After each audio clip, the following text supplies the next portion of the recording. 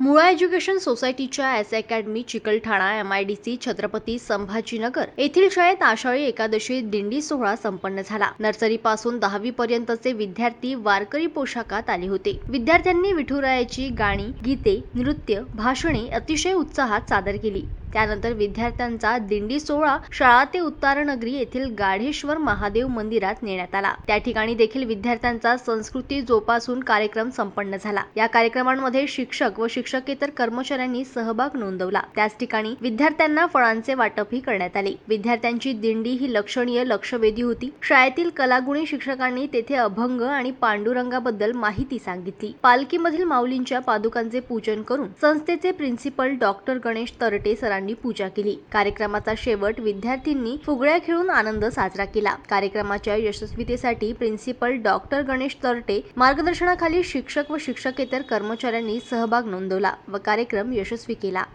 जनमत live news साठी छत्रपती संभाजीनगर मधून दिलीप परघट यांची रिपोर्ट।